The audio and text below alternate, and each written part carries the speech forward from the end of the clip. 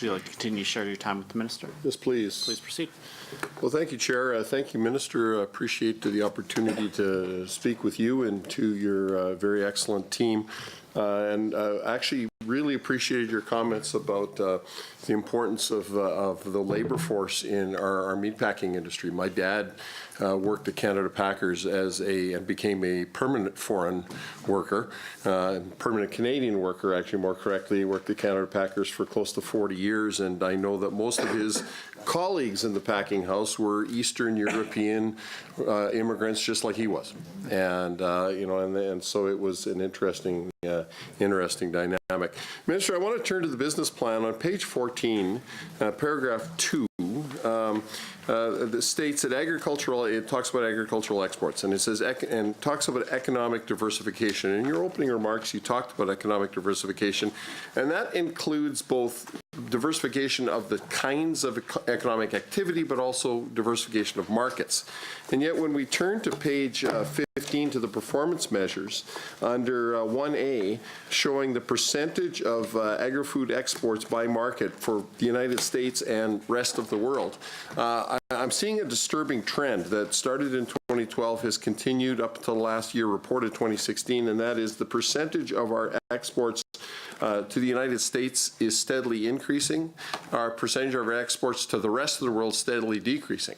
I mean, if there's a teachable moment in what we've experienced in our energy exports, we know that having an over-reliance on one marketplace is a vulnerability. And I know that you're you're involved with the international trade missions and that sort of thing. I think that's good work. I'm just wondering what other initiatives are there being made to reduce our dependence on the U.S. as a customer for our agri-food products? Thank you, Doctor. That's an excellent question. I think you're absolutely right. More work we can do around diversifying our ability to sell our products. Hopefully, value-added finished products around the world is always a good thing. I find it quite fascinating that China is our second largest trading partner. We trade more with the state of Illinois than we do with China or California, or just name a state. Any of those states, we trade more than we do with our second largest partner. But what you see here is actually a bit of a success story. You see our larger number or less number for foreign involvement because of some real success stories that are now up and running. Around those foreign markets, new markets being opened up, but we haven't realized yet, and especially Europe. I know our bison producers, our hormone-free bison producers, are able to have more access to Europe. Our beef producers are still working on be able to see what more they can do around the ability to be more competitive within the European market. Okay, good. Well, thanks, Minister. I just wanted to make sure that was on someone's radar. Turning to page 16 of the business plan, two key strategies, 2.2 and 2.4. The first 2.2 deals with the risks of antimicrobial resistance in Alberta and to design and implement effective animal health policies and programs to reduce those risks. And number 2.4 is effectively protect animals from distress and drive continuous improvement in animal welfare. Now, clearly those two objectives are going to require a cooperative effort with the Alberta Veterinary Medical Association. I'm very glad to see Dr. Lehman's here today, an old hockey friend of mine. And but I'm concerned, Minister, quite frankly, two of your colleagues showed a wanton disregard for the Veterinary Medical Association in bringing forward decisions that were done without any consultation with the Veterinary Medical Association, specifically the Minister for Service Alberta in bringing forward Bill 31 and the Minister of Advanced Education in his disastrous decision with regards to funding for the Western College of Veterinary Medicine.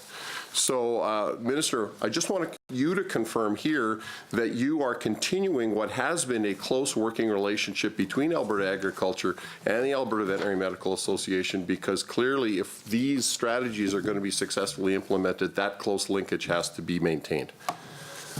Yeah, thank you, Member, for the questions. Just on those line items, you mentioned specifically 2.2 and 2.4, so I want to talk a bit about 2.4 and then probably to get Dr. Lehman to help us a bit with 2.2. But on 2.4, There's, looking at the Alberta Farm Animal Care, they've been doing some great work in developing programs and policies and procedures for right across the livestock to be able to. They've got these books that they've developed with industry. Very familiar with the minister. No doubt. Yeah, No doubt. very No doubt, familiar. Doctor. Right. So that's, I think, good work they're doing there in collaboration with industry and with its ministry. On animal welfare, we continue to be advocating, obviously, for the animal welfare right across the province. On the school funding, I won't speak too much for my colleague, but I think it's an opportunity to reinvest more money into the veterinary school in Calgary. I think they're doing some great work there. Interesting that I had a veterinary program up in Fairview. I had an opportunity to speak to those students there, and there was upwards of about 60 or so students. All of them were female. All the students were women. So I find that That program is actually the Animal Health Technology Program, and so those are, allied health workers in the veterinary profession, and traditionally have been, a very high percentage of women.